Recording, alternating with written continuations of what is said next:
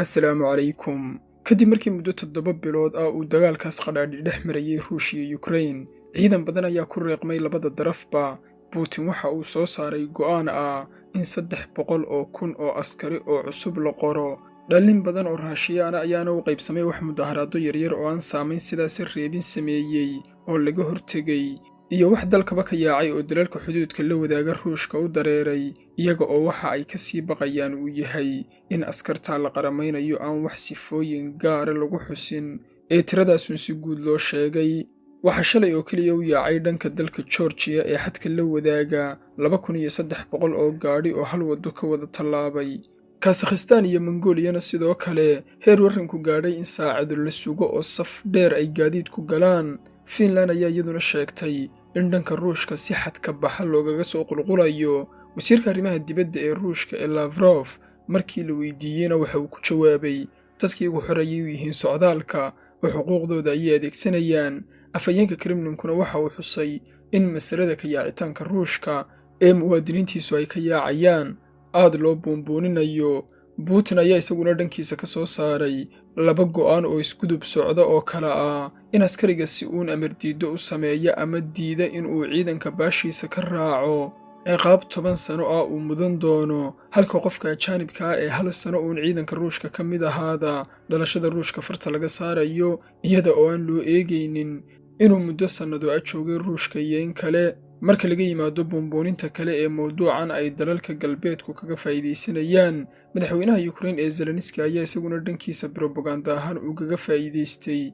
Shalay Sabtidii galabnimadkeediina fariin uu Ruush ku gudbinayayna u diray dadka Ruushka isaga oo ku leh Putin isaga oo og ayuu muwaadiniintiisa geeri u dirayaa, haddii aad isa soo dhiibtaanna si ilbaxnimo leh ayaa laydinla dhaqmayaa, cidina ogaan mayso duruufta isdhiibkiinna, inaad diidaan raafistaas ayaana idiin dhaantaa, inaad ku dhimataan dhul ajaanib idinka oo dembiilayaal dagaal in laydin xidho ayaana idinka wanaagsan in idinka oo dagaal ku naafoobay laydin qabto oo laydinku maxkamadeeyo ka qayb qaadashada dagaal gardarro ila xogeedyo Yurubiyaana ayaa iyaguna xusaya in ku dhowaad 500,000 Raashiyaan ay ka tageen dalkooda intii uu dagaalkani socday muddadaas 7 bilood maalmahana madaarada iyo xarumaha dalka dibaddiisa loogu baxo ee Ruushku aad ayay jaam u ahaayeen. Heer tigidhka diyaaradda lagaga duulayo Moscow uu gaadhay $5,000, badiba duulimaadyada maalmaha soo socdaana ay buuxaan oo lasii diiwaan gashadayba. Waxaana iminka la saadaalinayaa in dhalin badan laga mamnuuci doono in ay dalka dibaddiisa u baxaan haddii uu xaalku sidan ku sii socdo. Dalka Norway ayaa isaguna si ku meel gaadha u sahlay helitaanka dalku-galka Norway ee dadka Ruushka, halka Ruushku uu cudurdaarka uga dhigay qaramayntaas cusub in xaalku uu faraha ka sii baxayo oo markan aanu Ukraine u waajahayn ee uu NATO oo dhanba waajahayo in nuclear la adeegsadaana ay suuro tahay. Maantadan aynu joogno ee 25 bisha wasiirka arrimaha dibadda ee Lavrov ayaa xusay in aanu saadaal sidaas ka qabin in dagaal saddexaad uu dilaacayo, iyada oo uu xusay Putin haddii faragashiga reer galbeedku uu intan ka sii bato in nuclear ay xaajadu gaadhayso.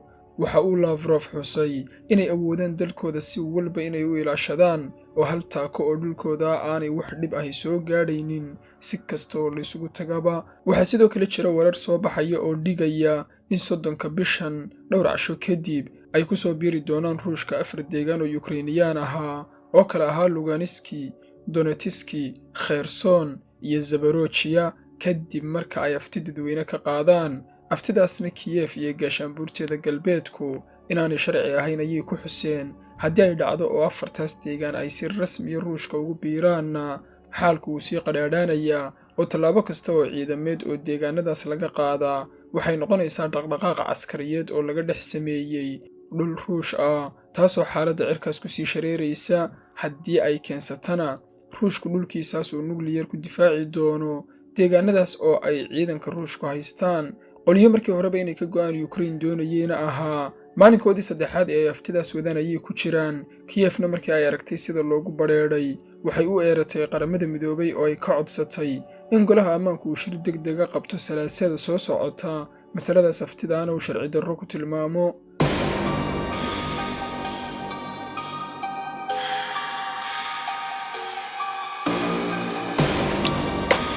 21 Sebtembar 3 maalmood ka hor maruu Putin ka hadlayay guulaha ilaa hadda ay ka xaqiijiyeen dagaalkoodaas ayuu ku xusay sababta ugu weyn ee imika guulkama dambaysa aanu dagaalkaas uga soo hoynay ay tahay taageerada xaddhaafka ee ay NATO u fidinayso Ukraine iyo in uu galbeedka oo dhanba waajahayo. markii uu Ruushku dareemay cadaadiskaas dhan walba ee la saarayo waxa uu Putin afkiisa ku xusay inuu adeegsanayo hab iyo hanaan kasta oo uu dalkiisa ku difaacayo.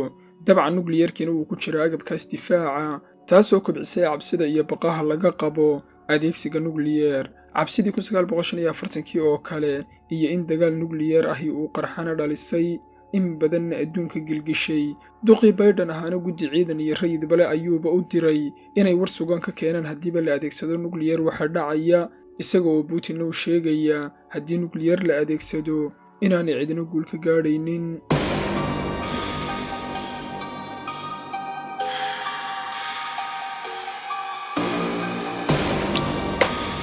sida uu dhigaya maxadka daraasadaha nabadgelyada ee Stockholm ee caalamiga ahi, Ruushka oo dalka nukliyeerka haysta ee iminka adduunka kaalinta koowaad kaga jira oo haysta 4500 oo madax oo nukliyeer ahi, waxa uu haystaa qumbulado nukliyeerkaas oo ka saameyn yar kuwii Hiroshima lagu dhuftay.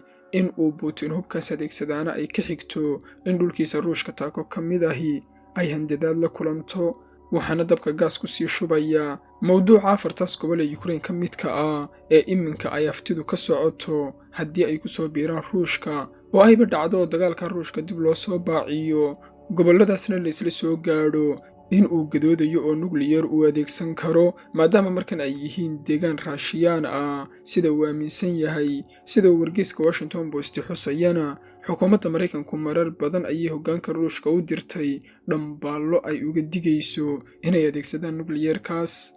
dagaalkaas Ukraine waxa uu hadda socdaa 7 bilood oo gow dhinac kasta oo nolosha ahna uu saameeyay, waana mas'uulka koowaad ee kurukaca sixir bararka keensaday khalkhalka dhan kasta oo nolosha ku yimina isaga ayaa aabe kifadda dagaalkuna marba dhan ayay u janjeersanaysaa. Putin marba tallaabo ayuu hore u sii qaadayaa, xitaa in la saadaaliyo maalmaha soo socda sida uu xaalku noqonaya way sii adkaanaysaa oo waa dagaal hadba bogisu rogayo oo weji gaara yeelanaya. hanjabaadda nukliyeerkuna xoogaa iidaan cabsi ayay dagaalkaas dusha kaga sii daraysaa. gedgadoonkaasna xaalka dagaalkaasi uu ku jiraa iminkana Ruushka dhalintiisii iyo dowladdiisii ayayba ka dhex hoogan tahay. wasalaamu calaykum.